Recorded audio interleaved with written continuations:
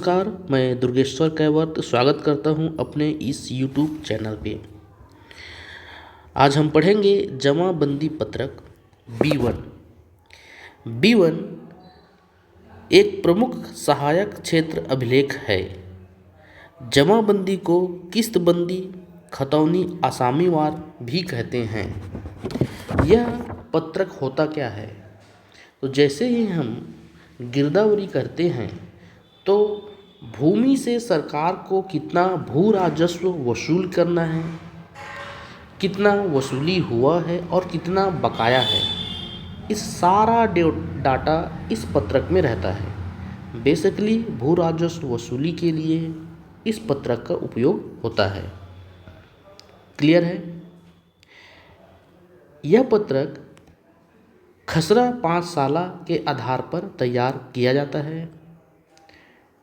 Okay, तो चलिए start करते हैं इस पत्रक के बारे में।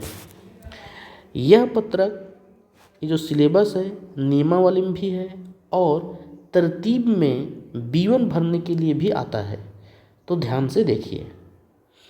ओके, तो चलिए चलते हैं। किस्तबंदी किसे कहते हैं? सबसे पहले तो भू राजस्व को किस्त के रूप में वसूल करना किस्तबंदी कहलाता है। खतौनी क्या है? खतौनी मतलब खाता और आसामीवार मतलब व्यक्तिवार। तो किस्तबंदी, खतौनी, आसामीवार मतलब व्यक्तिवार विवरण, अर्थात कोई ऐसा व्यक्ति जो हमारे लिए फायदेमंद है, जिससे हमें भू राजस्व प्राप्त होता है, उसका वर्णन इसमें रहता है। ठीक, ये जो अभिलेख है पटवारी ग्रामवार तैयार किया जाता है। ठीक, यह अभिलेख ग्रामवार होता है।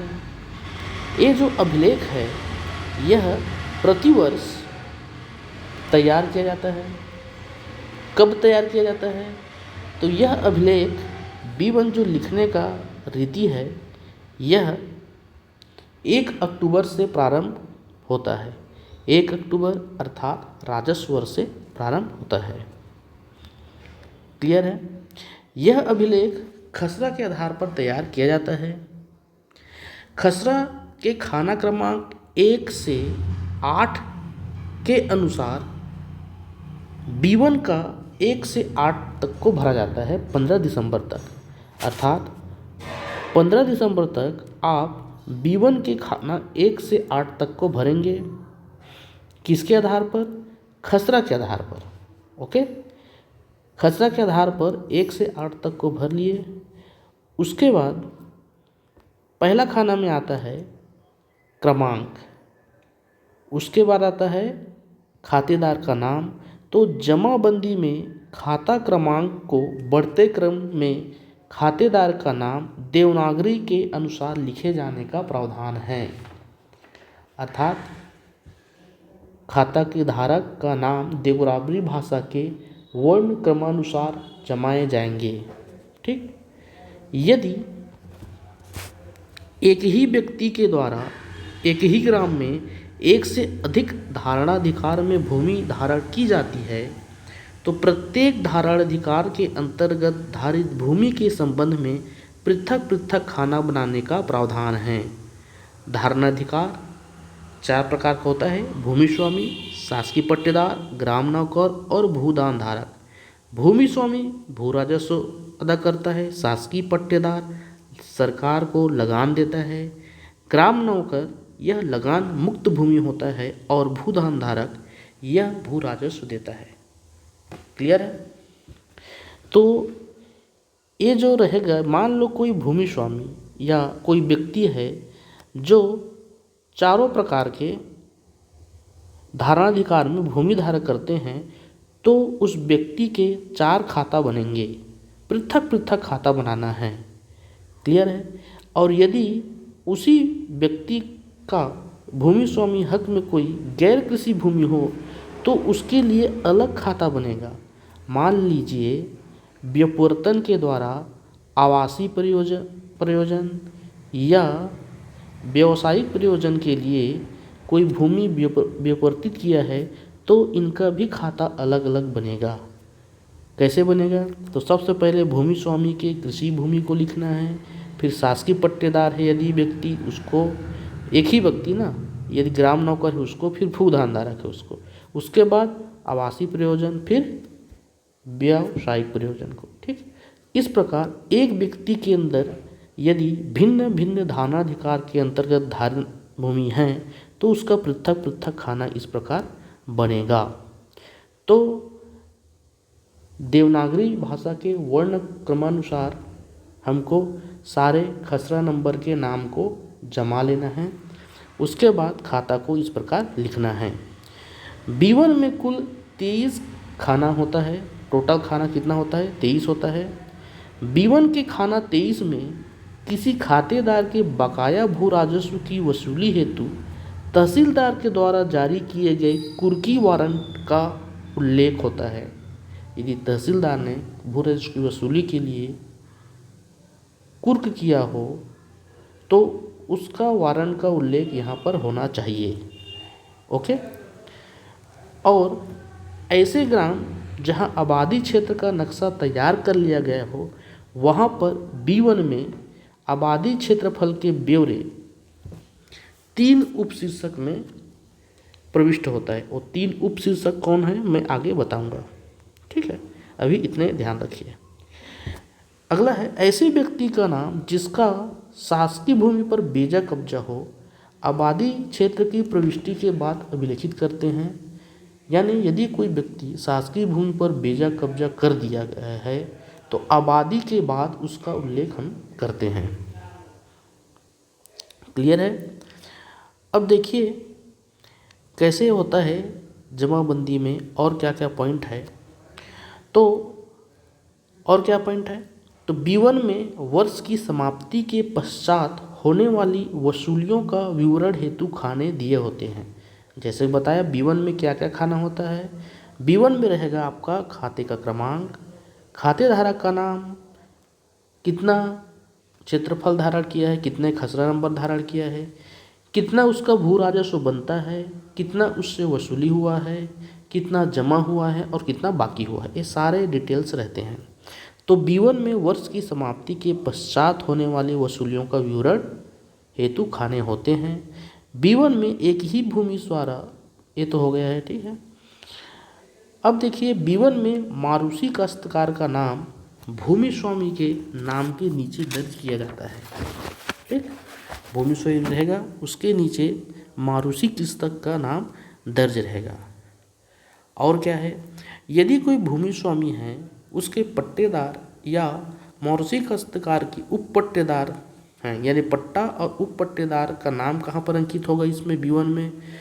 तो ये जो नाम है वह संबंधित भूमापन क्रमांक के क्षेत्रफल और लगान सहित, ठीक है, यदि कोई पट्टा लिया है पर्टिकुलर क्षेत्रफल, ठीक है, तो उस क्षेत्रफल का वर्णन रहेगा, कितना लगान या रकम है वह खाना 23 में रहेगा।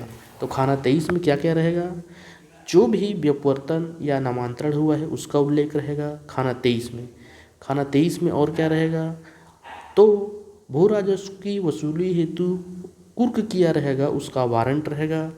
और रहेगा पट्टेदार उप पट्टेदार का क्षेत्रफल, उसका रकम या लगान, ये और अन्य जानकारियाँ खाना 23 में रहेगा। ठीक, B1 में आबादी में ग्राम निवासियों द्वारा धारित आबादी भूखंड के निर्धारण भी रहता है। ठीक, अब देखिए बेजा कब्जा बता दिया। शासकीय भूमि पर यदि कोई बेजा कब्जा किया है उसका वर्णन कहाँ पर रहता है? आबादी क्षेत्र के नीचे प्रविष्ट करते हैं। ठीक, B1 तैयार करने का मुख्य उद्देश्य होता है भू राजस्व की वसूली करना तथा इसमें एक धारणाधिकार में धारित सभी भूमियों का विवरण एक स्थान पर होता है। ठीक, बताया था जैसे कि यह खसरा के आधार पर तैयार किया जाता है, ये भी हो गया है। ठीक,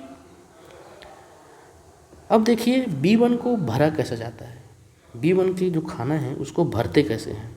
ठीक है, जैसे देखिए ये B1 है, B1 का फॉर्मेट मैं आपको दिखा देता हूँ। इस प्रकार का होता है, खाता क्रमांक दिया रहता है, यह रहेगा खाता क्रमांक। कुल 23 खाना होते हैं। खाते क्रमांक रहेगा, धारक और उसके पिता का नाम रहेगा खाना 2 में। खाना 3 में खाते में सम्मिलित प्रत्येक भूमापन क्रमांक रहेगा। मान लीजिए रामलाल के पास भूमि स्वामी हक में 3 खसरा नंबर हैं, तो तीनों खसरों नंबर का उल्लेख यहाँ पर रहेगा। मान लीजिए रामलाल है, रामलाल के पास 1, 2 और 3 खसरा नंबर में अलग अलग क्षेत्रफल के 3 भूमि हैं, तो तीनों का क्षेत्रफल यहाँ रहेगा और टोटल यहाँ रहेगा। ठीक, आपका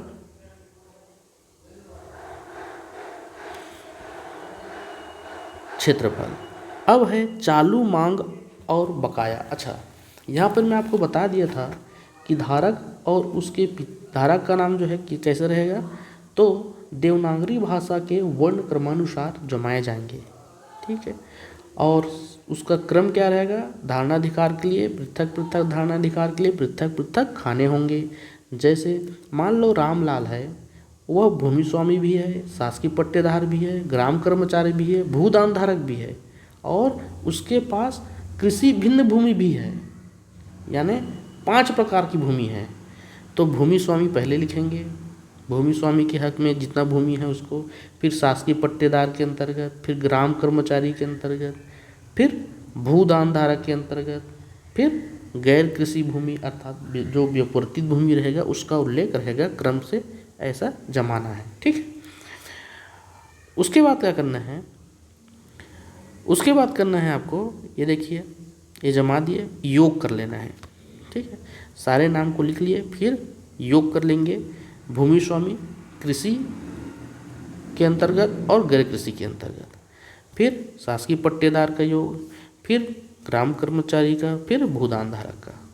यहाँ तक हो गया। अब योग खाता कर लेंगे, खाते में कितनी भूमि है उसको जोड़ लेंगे।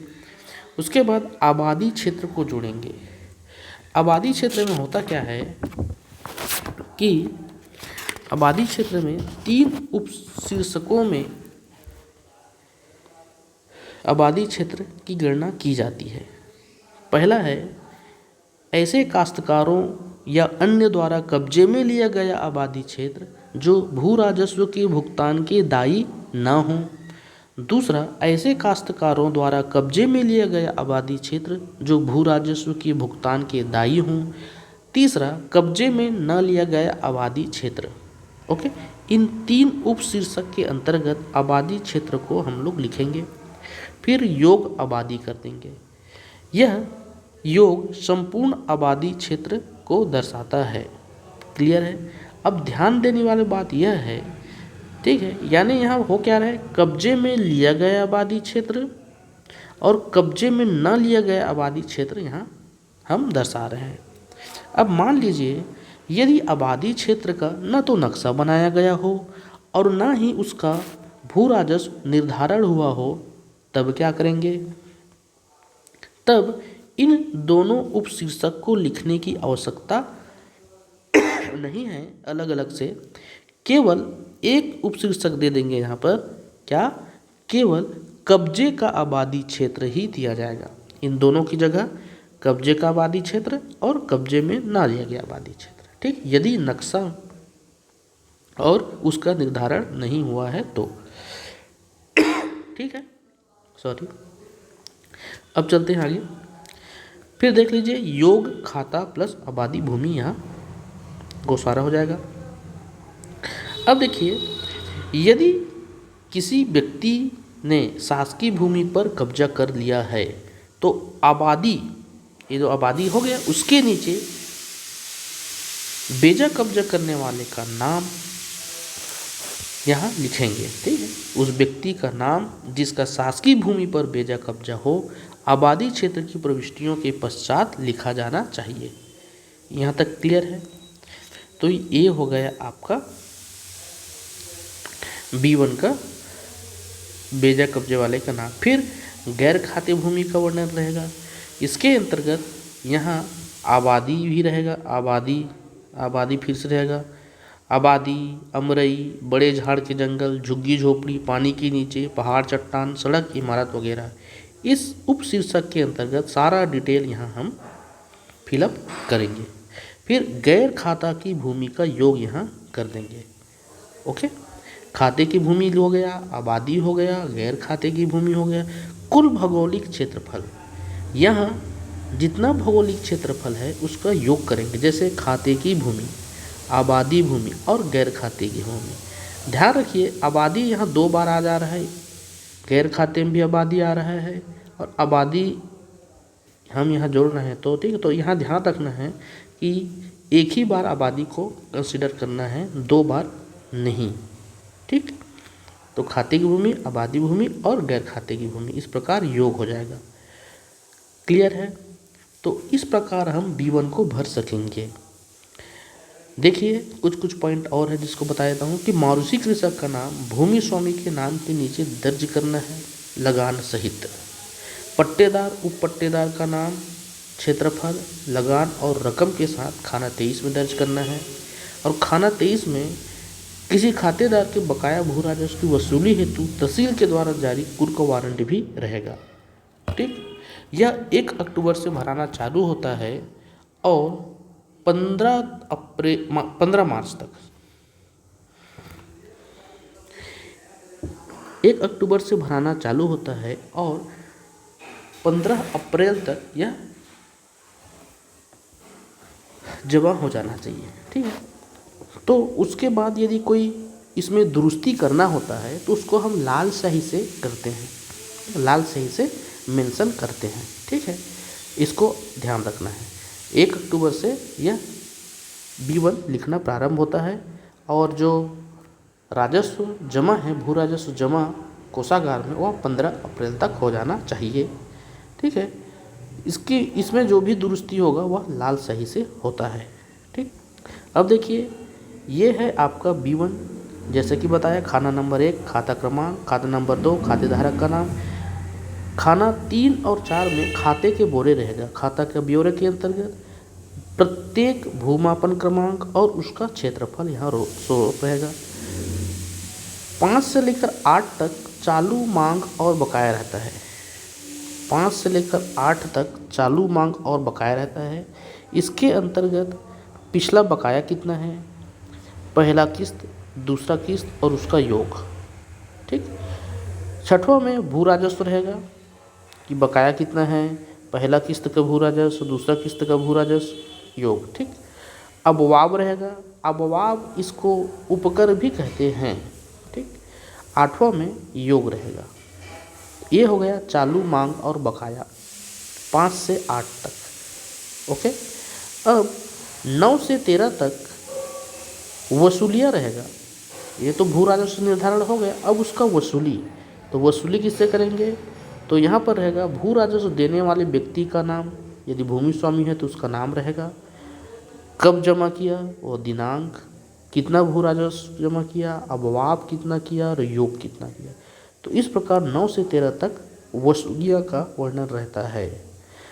वसूली हो गया। अब उसको कोषागार में जमा करने के जो रकम है उसका ब्यौरा रहेगा। तो जमा कौन करेगा, देने वाले का नाम, जैसे पटेल या पटवारी, उसका नाम रहेगा, कब जमा किया वह दिनांक रहेगा और चालान क्रमांक रहेगा 16 में। ठीक, इस प्रकार 14, 15, 16 में कोषागार में जमा रकम का ब्यौरा रहेगा। फिर जमा हो गया। अब वर्ष की समाप्ति के उपरांत बकाया, देखिए कुल भू राजस्व है उसमें से कितना वसूली हो गया। अब वसूली होने के बाद जो बकाया है उसका वर्णन खाना 17 से 19 तक रहता है, भू राजस्व, अबवाब और योग। ठीक, फिर है अब कोषा वर्ष की समाप्ति के उपरांत भी वसूली होता है, उसका भी वर्णन इसमें रहता है भू राजस्व, अबवाब और योग के रूप में। अब खाना नंबर 23 है प्रसारित किए हुए वारंट का विवरण, इसी को कैफियत खाना भी कहते हैं। इस प्रकार B1 हम भरते हैं। ठीक है, और इसका गोशवारा करते हैं। तो यह बहुत इम्पॉर्टेंट है तरतीब के लिए एज वेल एज नियमावली में। यहाँ से बहुत क्वेश्चन आते हैं तो ध्यान से पढ़ना है। जैसे कि यह एक B1 का फॉर्मेट है, इसको मैं यहाँ दिखा रहा हूँ भर के। ये देखिए यहाँ खातेदार के नाम है सब, ठीक है। यह देवनागरी के भाषा के वर्ण क्रमानुसार लिखा गया है। ये रहेगा क्रमांक, भूमि स्वामी या व्यक्ति का नाम, खसरा क्रमांक, उसका क्षेत्रफल।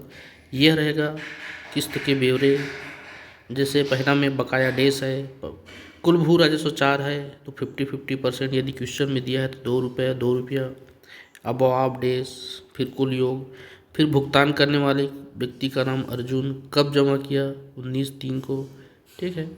और भू राजस्व, फिर योग, फिर खजाने में जमा करने के ब्यौरे, ठीक है। इस प्रकार से यहाँ पूरा डिटेल रहेगा। 23 खाना होते हैं टोटल, ठीक है। इस प्रकार से सारा रहेगा। देखिए जैसे पॉइंट नंबर रहेगा, फिर रहेगा खाता, ठीक है। जितना भूमि स्वामी है, कृषि भूमि का योग करेंगे यहाँ, गैर कृषि भूमि का करेंगे, शासकीय पट्टेदार, सेवा भूमि, भूदान धारक, ठीक है, इसका रहेगा। उसके बाद